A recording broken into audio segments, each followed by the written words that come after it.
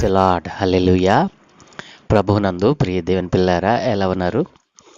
ప్రభు యొక్క కృపలో మీరు క్షేమముగా ఉన్నారని ప్రభు పేర నేను ఆశపడతా ఉన్నాను. దేవుడు మీ జీవితాల్లో చేస్తున్న అద్భుతమైన ఆశ్చర్యమైన కార్యములను బట్టి మేమెంతగానో సంతోషిస్తూ ఉన్నాము.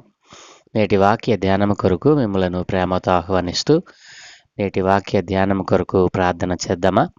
సకల ఆశీర్వాదముల కారణభూతుడు అయిన తండ్రి, మా మంచి దేవా, మీ ఘనమైన ఉన్నతమైన నామానికి వేలాది కోట్లాది స్తోత్రాలు నాయన.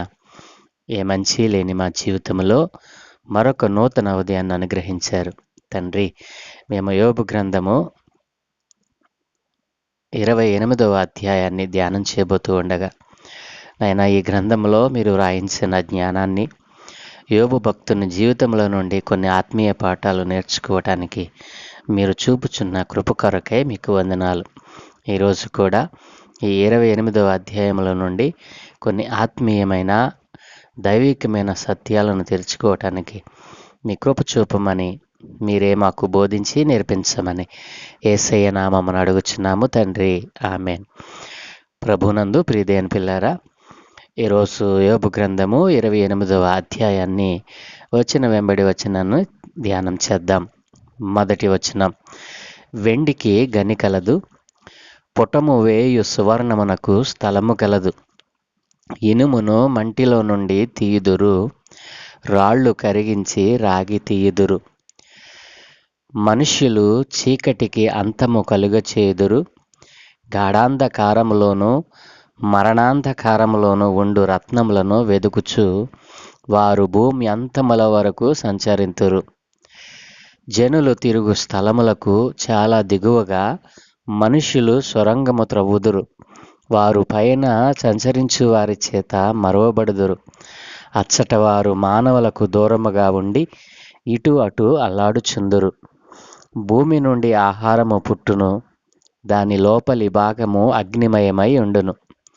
దాని రాళ్ళు నీల రత్నములకు స్థానము, దానిలో సువర్ణమయమైన రాళ్ళు ఉన్నవి. ఆ త్రోవ ఏ క్రూర పక్షికైనను తెలియదు, డేగ కన్నులు దాన్ని చూడలేదు. గర్వము గల క్రూర జంతువులు దాన్ని త్రొక్కలేదు, సింహము ఆ మార్గమున నడువలేదు. మనుషులు స్ఫటికము వంటి బండను పట్టుకొందురు, పర్వతములను వాటి కుదుళ్ల సహితముగా బోర్లదోయుదురు. బండలలో వారు బాటలు కొట్టుదురు, వారి కన్ను అమూల్యమైన ప్రతి వస్తువును చూచును. నీళ్లు ఓడిగిలిపోకుండా వారు జలధారలకు గట్టు కట్టుదురు. మరుగైయున్న వస్తువును వారు వెలుగులోనికి తెప్పించుదురు. అయితే జ్ఞానము ఎక్కడ దొరుకును? వివేచన దొరకు స్థలము ఎక్కడ ఉన్నది? నరులు దాని విలువను ఎరుగరు, ప్రాణులున్న దేశములో అది దొరకదు. అగాధము అది నాలో లేదనును, సముద్రము నా యొద్ద లేదు అనును. సువర్ణము దానికి సాటి అయినది కాదు, దాని విలువ కొరకై వెండి తోచరాదు. అది ఓఫీరు బంగారమునకైనను విలువగల గోమేధికమునకైనను నీలమునకైనను కొనబడినది కాదు. సువర్ణమైనను స్ఫటికమైనను దానితో సాటి కావు. ప్రశస్తమైన బంగారు నగలకు ప్రతిగా అది ఇయ్యబడదు. పగడముల పేరు ముత్యముల పేరు దాని ఎదుట ఎత్తనే కూడదు. జ్ఞాన సంపాద్యము కెంపుల కన్నా కొరతగినది. కూషు దేశపు పుష్యరాగము దానితో సాటి కాదు. శుద్ధ సువర్ణమునకు కొనబడినది కాదు. అట్లయినా జ్ఞానము ఎక్కడి నుండి వచ్చును? వివేచన దొరకు స్థలమెక్కడ ఉన్నది? అది సజీవులందరి కన్నులకు మరుగై ఉన్నది, ఆకాశ పక్షులకు మరుగు చేయబడి ఉన్నది. మేము చెవులారా దాని గూర్చిన వార్త వింటిమని నాశనమును మరణమును అనును.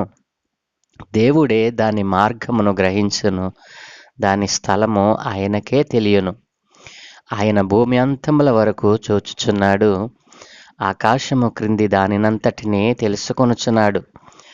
గాలికి ఇంత బరువు ఉండవలెనని ఆయన నియమించినప్పుడు, ప్రమాణమును బట్టి జలములకు ఇంత కొలతయని ఆయన వాటిని కొలిచి చూచినప్పుడు, వర్షమునకు కట్టడ నియమించినప్పుడు, ఉరుముతో కూడిన మెరుపునకు మార్గము ఏర్పరచినప్పుడు, ఆయన దాన్ని చూచి బయలుపరిచెను. దానిని స్థాపన చేసి దాన్ని పరిశోధించెను.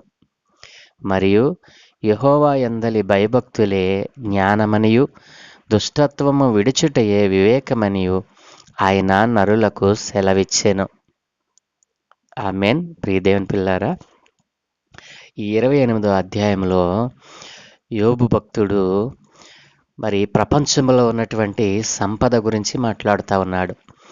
ఈ ప్రపంచంలో ఉన్నటువంటి మరి భౌతికమైన సంపద, మరి ముఖ్యముగా బంగారము, వెండి మొదలగు విలువైనటువంటి గనులను గురించి, ఇవన్నీ కూడా దేవుడు ఈ భూమి మీద ఏర్పాటు చేశాడు అని, ఈ ప్రాపంచికమైనటువంటి సంపదన గురించి మానవుడు తన సర్వశక్తులు ఒడ్డుతూ ఉన్నాడని, మరి మానవుడు వెళ్ళలేనటువంటి ప్రదేశాలు కూడా వెళ్ళగలడు అని, మరి ప్రాపంచిక సంపద గురించి మరి 28వ అధ్యాయము 1 నుండి 11 వచనాల్లో యోబు భక్తుడు మాట్లాడుతూ ఉన్నాడు.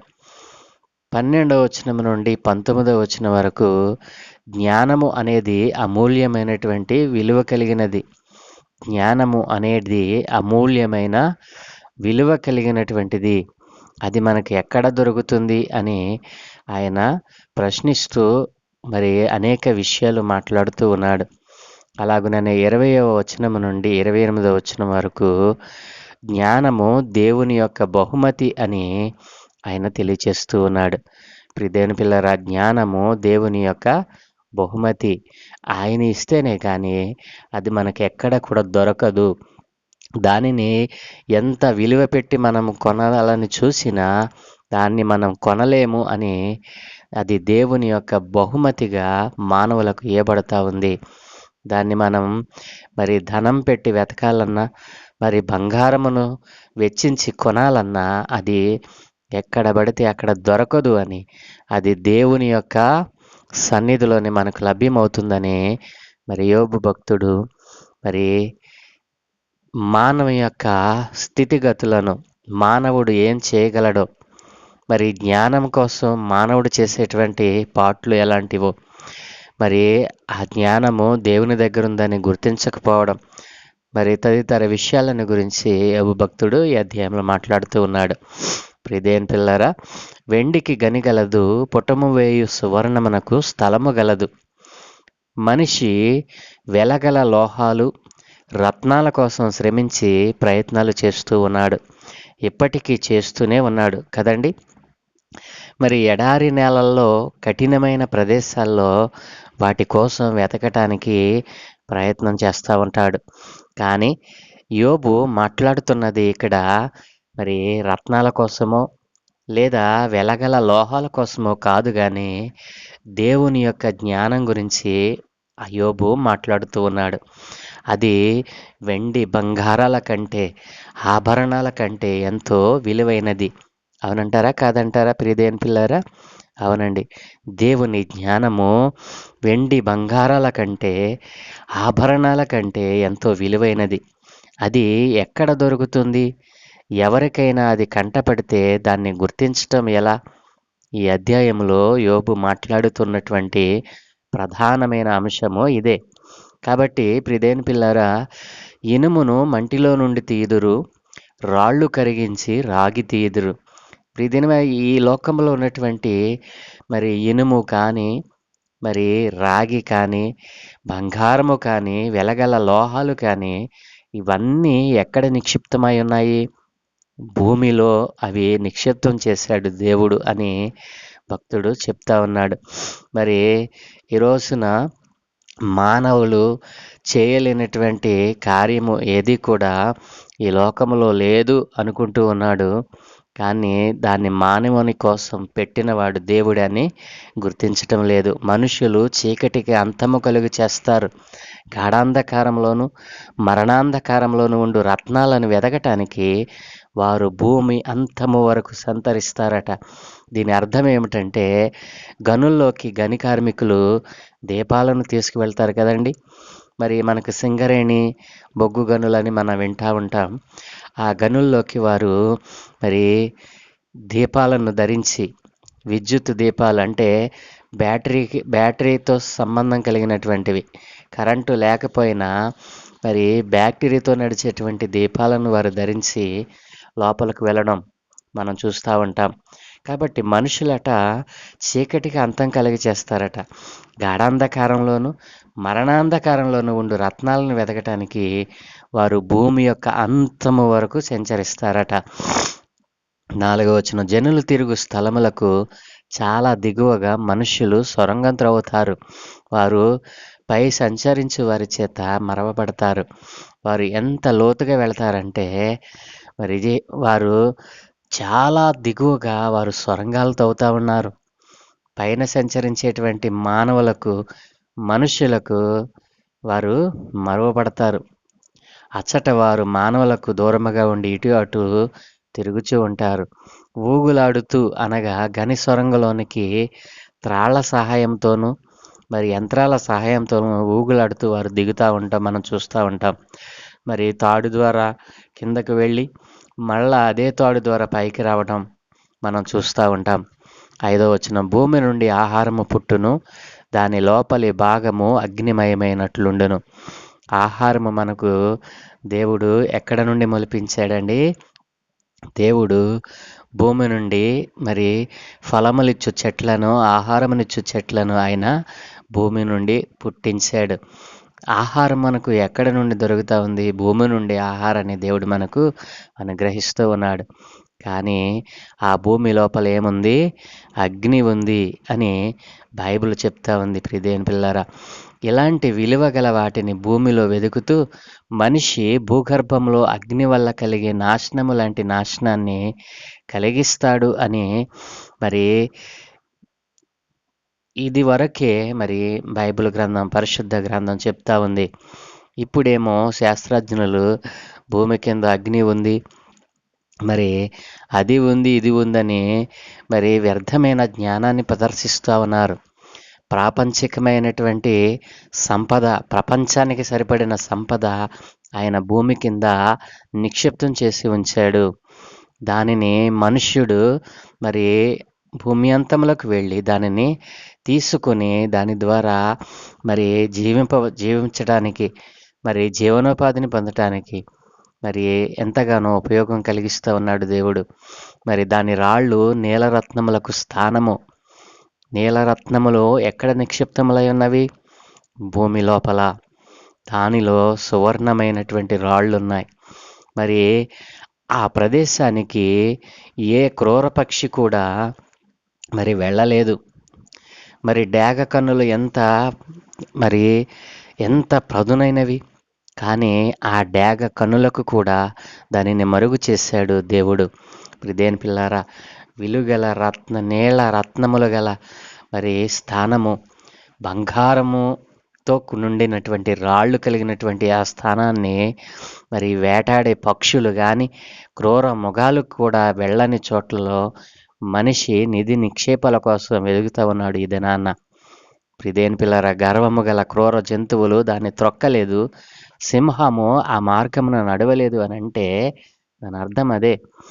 మరి వేటాడే పక్షులు కానీ క్రూర మృగాలు కానీ ఆ యొక్క విలువైన స్థానాన్ని వాటికి మరి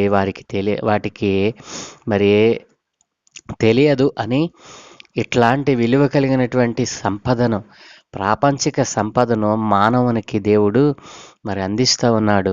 మానవుల కోసము దానిని ఏర్పాటు చేశాడు అని గ్రంథము చెప్తా ఉంది. ప్రియదేని పిల్లారా, మనుషులు స్ఫటికము వంటి బండను కొడతారు, మరి పర్వతములను వాటి కుదుళ్ల సహితముగా బోర్లదోస్తారు. మరి బాంబులు పెట్టి రోజున మరి పెద్ద పెద్ద పర్వతములను కూడా మరి ధ్వంసం చేస్తున్నటువంటి సందర్భం మనం చూస్తూ ఉన్నాం. ఇవన్నీ కొన్ని వేల సంవత్సరాలకు పూర్వమే దేవుడు తన గ్రంథంలో నిక్షిప్తం చేశాడు. మరి భూమి లోపల బంగారం ఉందని ఎవరికి తెలుసు? ఎవరు చెప్తే భూమి లోపల బంగారం దొరుకుతుందని మనిషి మరి గనులను ఏర్పాటు చేసుకొని మరి త్రవ్వటం ప్రారంభించాడు. దేని పిల్లరా, ఈ భూమి మీద ఏది ఆవిష్కరింపబడాలన్నా, ఏది కనుగొనాలన్నా దానికి మూల స్థానము బైబిల్ గ్రంథం. బైబిల్ గ్రంథము ఈ ప్రపంచంలో ఉన్నటువంటి ప్రతి విషయాన్ని, మరి ఏ విషయమును మనం వెతకాలన్నా బైబిల్ గ్రంథంలో మనకు మరి క్షుణ్ణంగా దేవుడు ఏర్పాటు చేశాడు. అందుకే ఇది ఎంతో మరి విలువైన దానిగా, ప్రపంచంలోని ఏ పుస్తకము కూడా అమ్ముడుపోనంతగా ఈ పరిశుద్ధ గ్రంథము అమ్ముడుపోతా ఉంది. దీనికి అంత పరిశుద్ధత లేకపోతే ప్రపంచమే దీని యందు ఎందుకు నిలిచి ఉంటుంది? దేని పిల్లరా, ప్రపంచ జ్ఞానము మరి ఈ లోకంలో ఉన్నటువంటి మరి భౌతికమైన జ్ఞానము దీనిలో మనకు దొరకదు. కానీ ఆత్మ సంబంధమైన పర సంబంధమైన జ్ఞానము నీకు కావాలంటే నీవు తప్పక బైబిల్ గ్రంథాన్ని, పరిశుద్ధ గ్రంథాన్ని నీవు పఠించాలి. అప్పుడే దేవుడు నీ కోసము ఏమేమి దాచి ఉంచాడో, నీ కోసము వేటిని ఏర్పాటు చేసి నీ జీవనం కోసం, నీవు బ్రతకడం కోసం, నీ జీవితాంతము మరి తిన్నను తరగపోనటువంటి మరి అమూల్యమైన రత్నములను, బంగారములను, మరి విలువ గల లోహములను ఆయన నీ కోసం నిక్షిప్తం చేశాడు. మరి అయితే ఈ జ్ఞానము నీకు ఎక్కడ దొరుకుతుంది? అయితే జ్ఞానము ఎక్కడ దొరుకును? వివేచన దొరుకు స్థలము ఎక్కడ? దేని పిల్లలు ఆలోచన చేశారా? మనిషికి జ్ఞానం విలువ ఎలాంటిదో మరి తెలిస్తే గనక వజ్రాలు, బంగారం వెదికేందుకు అతడు కనపరిచేటువంటి పట్టుదల, నిశ్చయతతోనే జ్ఞానం కూడా వెతుకుతాడు. దేని పిల్లలు అర్థమైంది కదూ? మనిషికి జ్ఞానం విలువ ఎలాంటిదో గనక తెలిస్తే వజ్రాలను, బంగారము వెదకటానికి అతడు ఎంత పట్టుదలగా ప్రయత్నం చేస్తాడో అదే నిశ్చయతతో జ్ఞానం కోసం కూడా వెతుకుతాడు అని యోబు భక్తుని యొక్క ఉద్దేశము.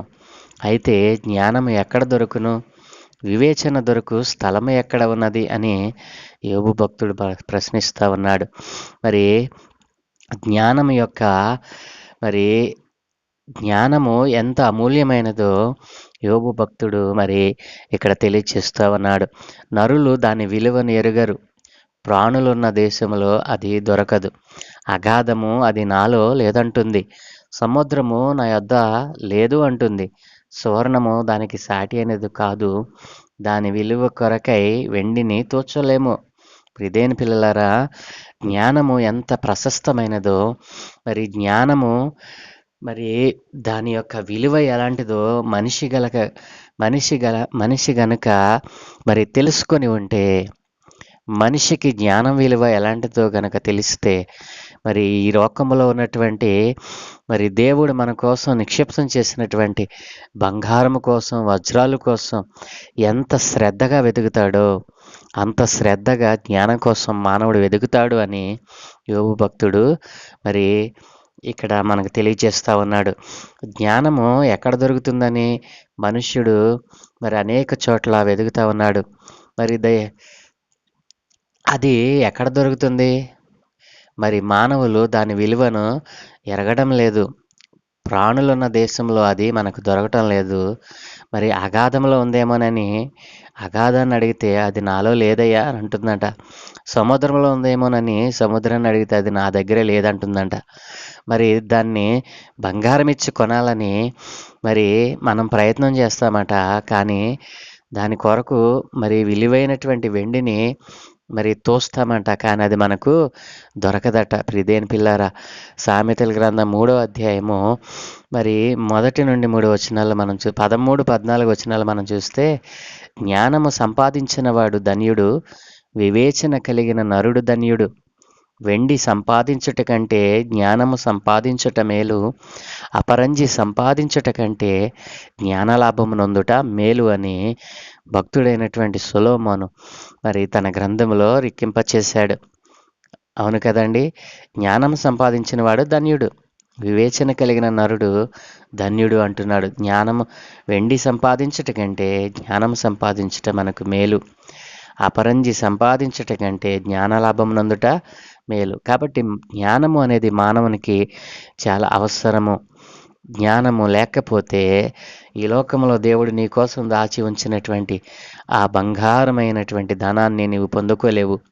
దేవుడిచ్చిన జ్ఞానము ఈ రోజున అనేక మంది నిరర్ధకం చేస్తూ ఈ లోక సంబంధమైన జ్ఞానం కలిగి ఆత్మ సంబంధమైన జ్ఞానాన్ని విడిచిపెట్టి ఎలా నాశనమైపోతా ఉన్నారో, అది అక్కడ దొరుకుతుంది ఇక్కడ దొరుకుతుందని వ్యర్థమైన జ్ఞానం కోసం ప్రాకులాడుతున్నారు తప్ప సత్యమైన సజీవమైన విలువ కలిగిన జ్ఞానము మరి దేవుని దగ్గర ఉందని, ఆ దేవుని దగ్గరకు రాకుండా ఆ దేవుని నామాన్ని అంగీకరించకుండా ఈ రోజున ప్రజలు మరి లోకముతో కలిసిపోతూ ఉన్నారు.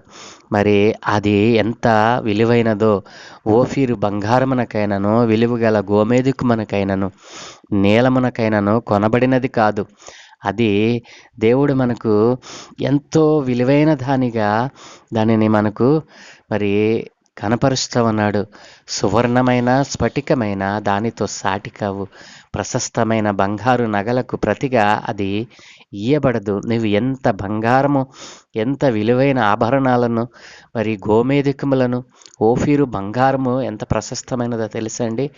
బంగారమునకు ప్రశస్తమైన దేశము ఓఫీరు బంగారం అంటే ఇక దానంతా మరి సువర్ణము, దాని అంత విలువ మరి ఏ దేశంలో కూడా మనకు లభ్యం కాదు.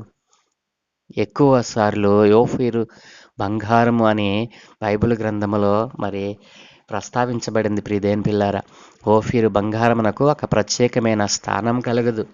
కాబట్టి అట్లాంటి ఓఫీరు బంగారమునిచ్చి మనం కూడా మరి జ్ఞానాన్ని కొనలేము. అది అంత ప్రశస్తమైనది. అది ఎక్కడ దొరుకుతుంది? పగడములను, ముత్యములను, మరి బంగారు నగలను, కెంపులను, ఇట్లా దేశపు పుష్యరాగము, మరి శుద్ధ సువర్ణము, ఇట్లా ఎన్ని ఇచ్చినా అది మనకు దొరకదు. అది ఎక్కడ దొరుకుతుంది అంటే అది దేవుని యొద్దే దొరుకుతుంది. యాకోబు పత్రిక 1వ అధ్యాయం 5వ వచనంలో దేవుడు అన్నాడు కదా, మీలో ఎవనికైనాను జ్ఞానము కొదువుగా ఉన్న ఎడల నన్ను అడగవలెను అని దేవుడు అన్నాడు. కాబట్టి ప్రియదేవుని పిల్లారా, జ్ఞానం తక్కువగా ఉందా? అయితే దేవునిని అడగాలి. ఇంకొకటి మీకు చెప్తాను, బైబిల్ గ్రంథాన్ని ప్రతిరోజు ఎవరైతే చదువుతారో వారికి జ్ఞానము తప్పకుండా మరి ఈ బైబిల్ గ్రంథం అందిస్తూ ఉంది. జ్ఞానము తక్కువగా ఉంటే దేవుడే నన్ను అడుగు అన్నాడు. కాబట్టి అడిగిన వారికి ఇవ్వటానికి ఆయన ఎంతగానో ఇష్టపడుతూ ఉన్నాడు. 20వ వచనంలో అంటున్నాడు భక్తుడు, అట్లయినా జ్ఞానము ఎక్కడ నుండి వచ్చును? వివేచన దొరకు స్థలం ఎక్కడ ఉన్నది? ప్రియదేని పిల్లరా, ఏ మనిషికి ఏ జీవికి కూడా చావు లోకంలో ఉన్న ఎవరికి జ్ఞానం ఎక్కడ దొరుకుతుందో తెలియదు. ఏ మనిషికి ఏ జీవికి చావు లోకంలో ఉన్న ఎవరికి జ్ఞానం ఎక్కడ దొరుకుతుందో తెలియదు. జీవితం కానీ మరణం కానీ మనకు జ్ఞానాన్ని ఉపదేశించదు. అదేమిటో, అది ఎక్కడుందో తెలిసినది దేవునికి ఒక్కడికే అది తెలుస్తుంది. మనుషులకు అది ఎలా లభ్యమవుతుందో కూడా ఆయనకే తెలుసును. కాబట్టి ఆయన మరి ఈ మాటలు మాట్లాడుతున్న సమయానికి మరి దేవుని యొక్క జ్ఞానము ఈ భూమి మీదకి వచ్చి ఉండలేదు. కాబట్టే అది ఎవరికీ తెలియదు. అది దేవునికి ఒక్కడికే తెలుస్తుంది. అది మనుషులకు లభ్యం కావాలంటే మరి అది ఆయన ద్వారా లభ్యమవుతుందని యోబు అభిప్రాయపడుతూ ఉన్నాడు. కాబట్టి జ్ఞానము దొరికే స్థలం, వివేచన దొరికే స్థలం ఎక్కడ? అది దేవుని దగ్గరే అని మనం గుర్తించాలి. అది సజీవులందరి కన్నులకు మరుగై ఉన్నది, ఆకాశ పక్షులకు మరుగు చేయబడి ఉన్నది.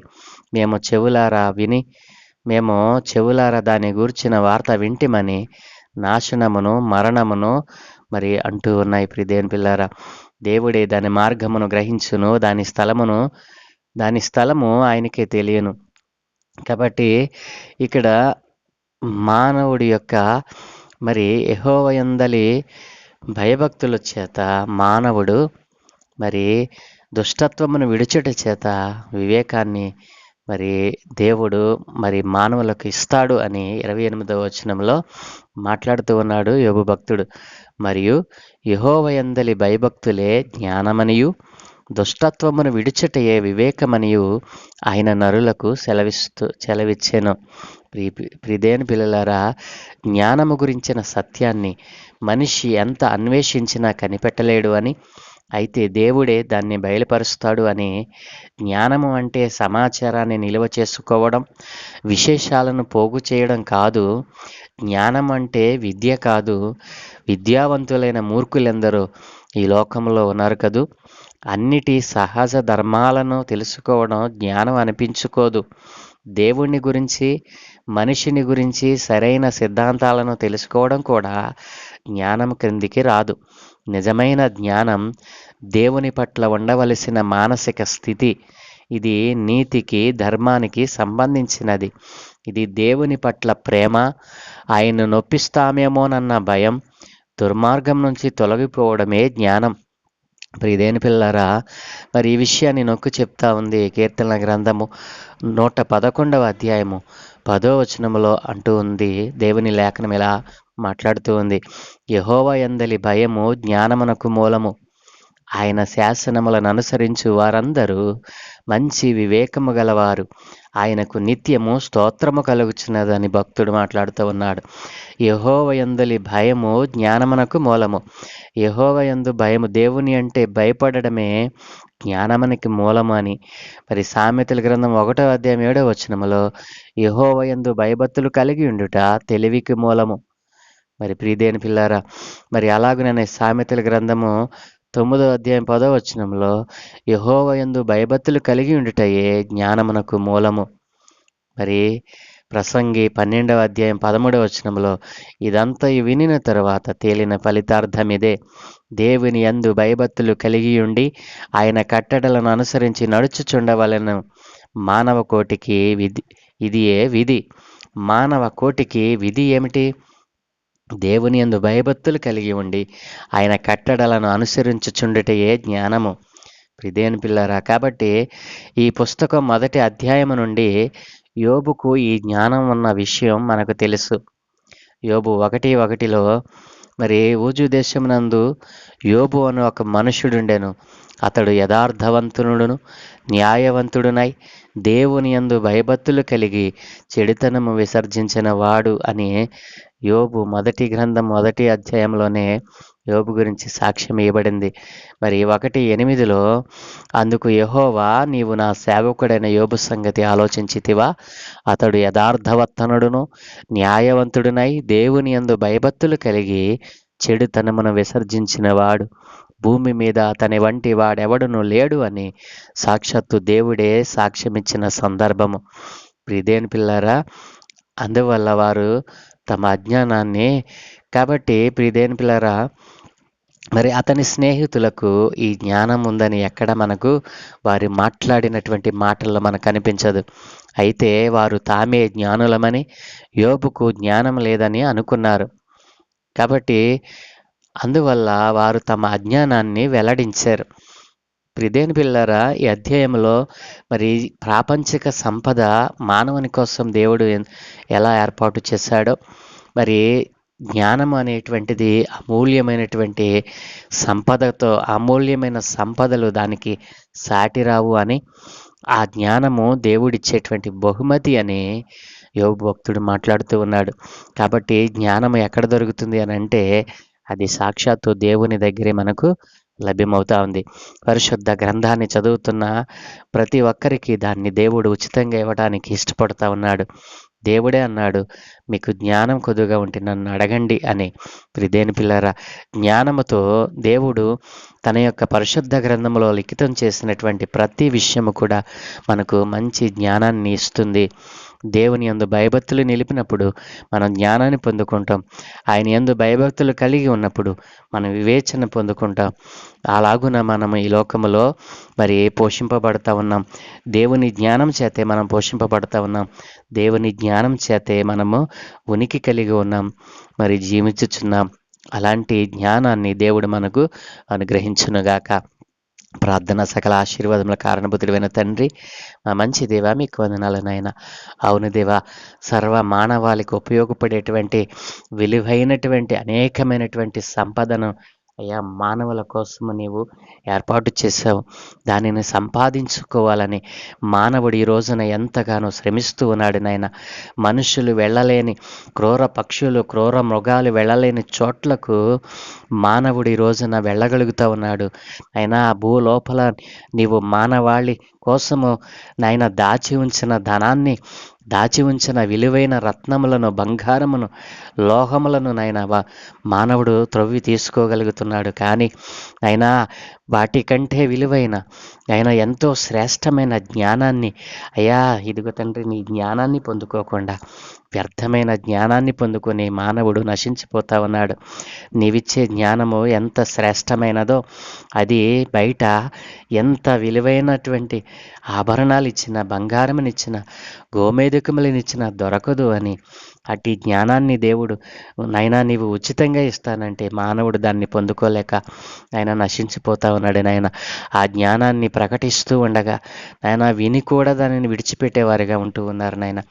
అలాగున మేము ఉండకుండా యోగ భక్తులు ఏ రీతిగా అయితే నాయన నీ జ్ఞానాన్ని పొందుకున్నాడో, నీ యందు భయభక్తులను నిలిపి ఉన్నాడో, అయినా అంత గొప్ప జ్ఞానాన్ని ఏ నైనా ఈ లోకములో ఎంత విలువైన దానితో కూడా కొనలేనటువంటి జ్ఞానాన్ని కలిగి ఉన్నాడో అట్టి జ్ఞానాన్ని మేము కూడా కలిగి ఉండేటట్టు సహాయం దయచేయమని నీ గ్రంథాన్ని ప్రతిరోజు చదువుతూ ధ్యానం చేస్తూ ఆ విలువైనటువంటి జ్ఞానాన్ని మేము పొందుకోవడానికి సహాయం దయచేయమని, అజ్ఞానముగా ఉన్న నీ బిడ్డలందరితో మీరు మాట్లాడమని, అయా వ్యర్థమైన వాటిని ఆరాధిస్తూ సజీవుడైన దేవుణ్ణి విడిచిపెట్టి ఈ లోకము నాయన అజ్ఞానము వెంట వెళుతూ ఉంది నాయన.